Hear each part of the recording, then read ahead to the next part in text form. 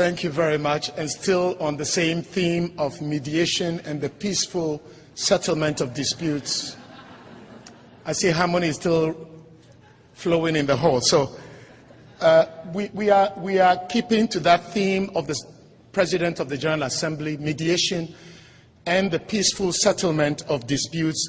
I am delighted to call now to the rostrum the President of the second largest Islamic organization in Indonesia, with some 29 million members. Professor Dean Syamsuddin is Professor of Islamic Thought at the State University in Jakarta, Indonesia. Please, let's welcome Professor Syamsuddin.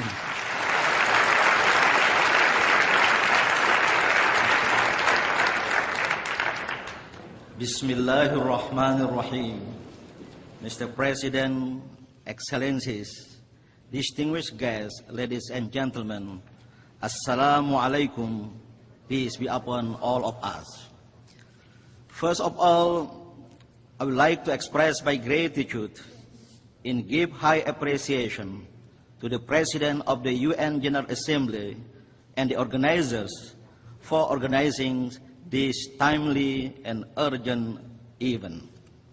I do believe the commencement of the World Interfaith Harmony Week would strengthen our determination to keep working together based on common ground for the common good.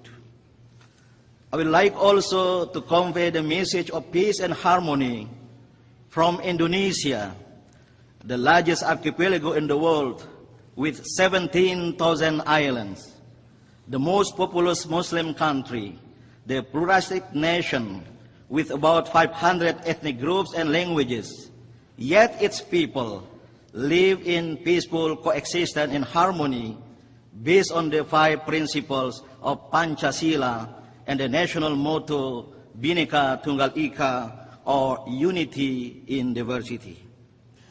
It's indeed great honor for me to be here today to share my experience and thought through my organization Muhammadiyah, the oldest and one of the largest Islamic organizations in Indonesia and in the world, on the topic of mediation of conflict.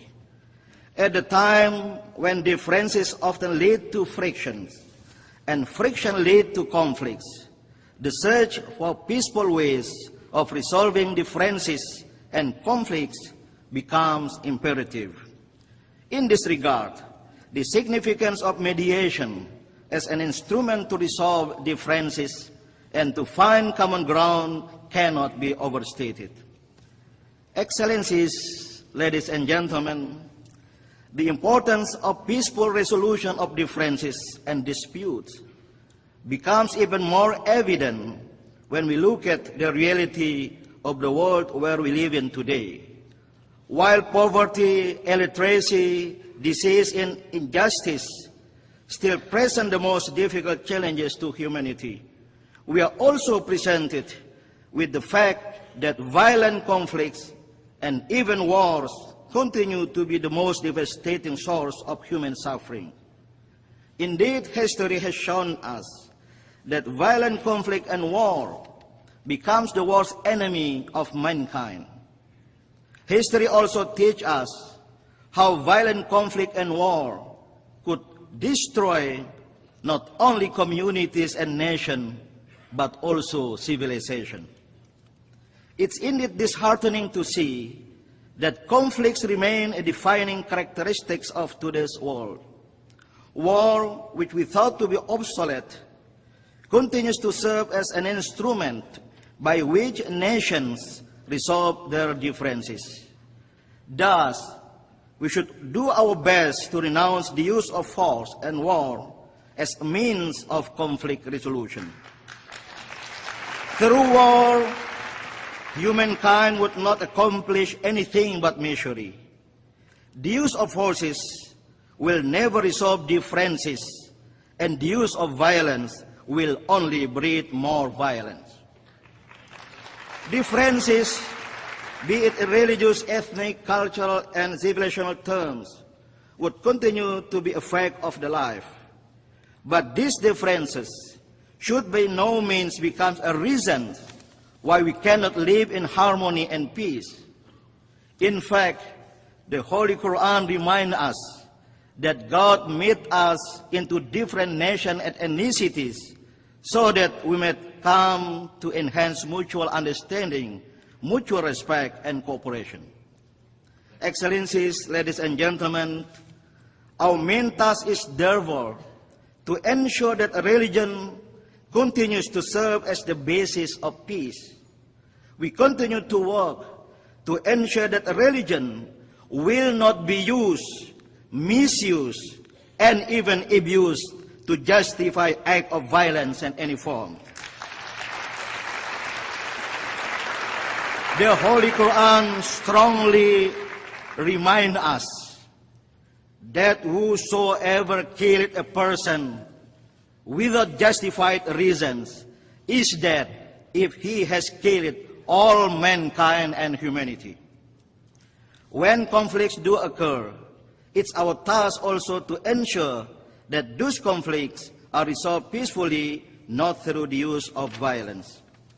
Excellencies, ladies and gentlemen, mediation through interfaith dialogue would not be meaningful unless parties to such a dialogue are able to articulate their point of views in frank and candid manner. Dialogue would quickly turn into political theater if we cannot be honest with each other. Fruitful dialogues could only be achieved in an environment that promotes candidness and honesty within a spirit of togetherness. The challenge we are now facing is how to continue emphasizing the value of mediation through interfaith dialogue and cooperation as an instrument to bridge civilizational divides and conflicts at all levels.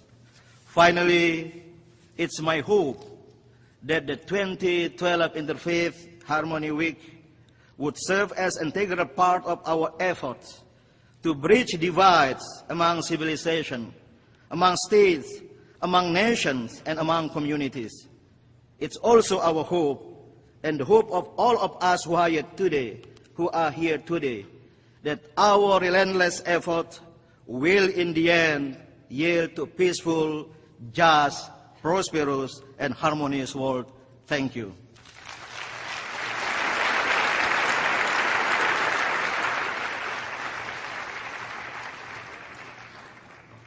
We are most grateful to you, Professor Dean Syamsuddin from Jakarta, Indonesia.